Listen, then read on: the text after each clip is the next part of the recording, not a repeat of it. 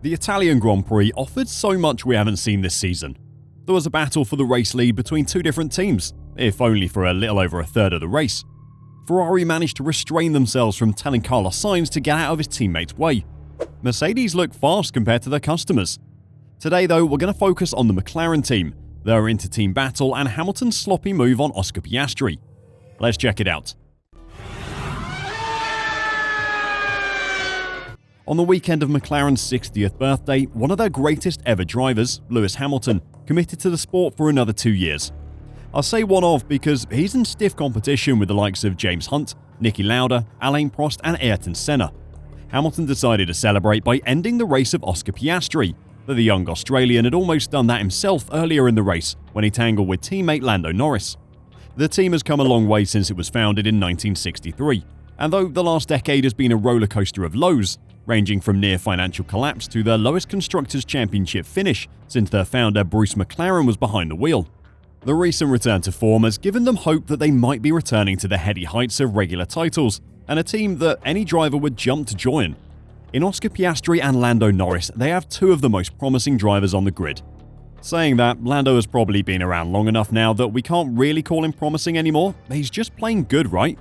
Given the right car, he could be the first McLaren world champion since Lewis Hamilton made that explosive entry into the world of Formula 1 back in 2007, and then went on to win the Drivers' Championship in 2008.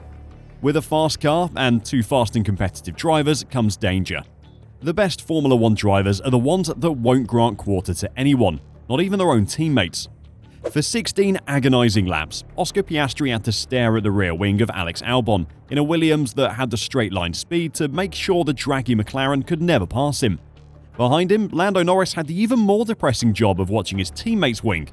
When Alex Albon pitted on lap 16, it must have been like a dream come true for the Papaya team. The following lap, Piastri went half a second quicker than he had been behind Albon, which shows just how much faster the McLaren was. They just couldn't outdrag the Williams. It was when McLaren pitted their drivers that things got spicy though. The data people were all saying that the undercut would be powerful on the day. Basically, if you were in a battle with someone and you pitted first, you would have the advantage because that outlap on fresh tyres would be so much faster than what you could do on old tyres. With Oscar Piastri in the lead of the race on lap 23, roughly a second ahead of his teammate, it was a surprise that McLaren decided to bring Lando Norris into the pits first. Clearly, McLaren thought that Oscar had been holding him up on track and decided that they could make the change by utilising that powerful undercut. But when Piastri managed an in-lap that was 0.3 of a second faster than his teammates, it caused a problem. On lap 24 of 51, the McLaren pair came to blows at the first chicane as Piastri rejoined the Monza track alongside earlier stopping Norris in a race for what was then 10th position. With Piastri on the inside at the tight first apex, the front left of the Australian's MCL 60 glanced his teammate's side pod. There was no major damage and both escaped punishment from the stewards. Piastri just couldn't get his car rotated quick enough.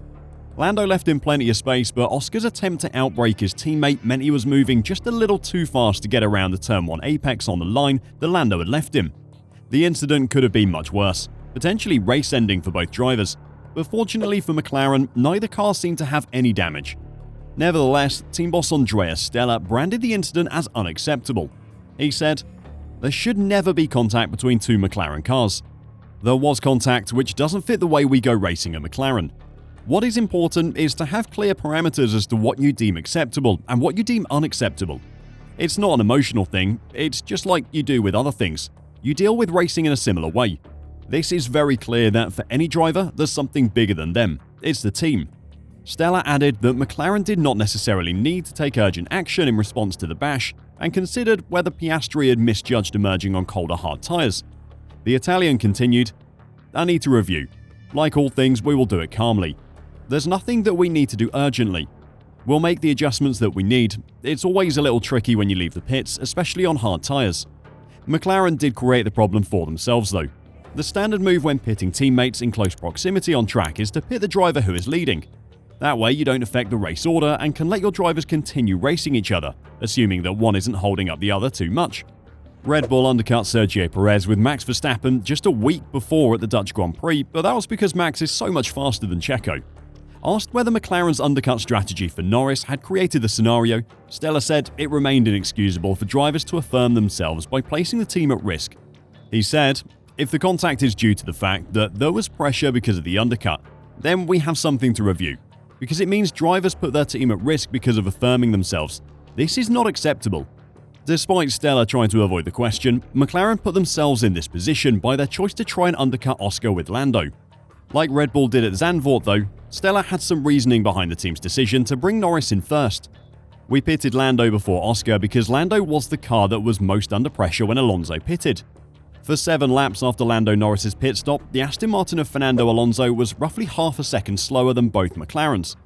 The pit wall couldn't have known that was going to happen, even with all the data they would have gathered on Aston Martin over the weekend. Still, while the drivers should have done more to avoid the contact, the pit wall needs to shoulder some of the blame as well. After the race, both drivers were pretty calm about what happened, neither taking blame themselves but not blaming the other either, just saying they'll review it. Pretty standard media-tailored responses from 2 media-savvy drivers.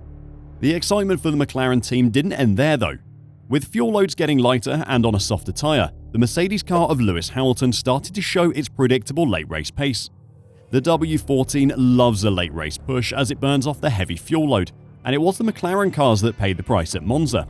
On lap 41, after attempting a move a lap earlier, Hamilton was alongside Piastri after the first chicane, and the two raced side by side through turn 3 down to the turn 4-5 chicane. We had seen a few passes happen in a similar way during the race. It was how Max got Carlos for the race lead on lap 16. But unlike the other moves, Hamilton made a horrible mistake under braking. With Piastri on the edge of the track already, and both of them braking for the sharp left-hander, Hamilton moved right under braking, sideswiping Oscar's car, destroying the Aussie's front wing, and basically ending his race. Moving under braking is a big no-no in motor racing because it so often causes collisions, as seen here.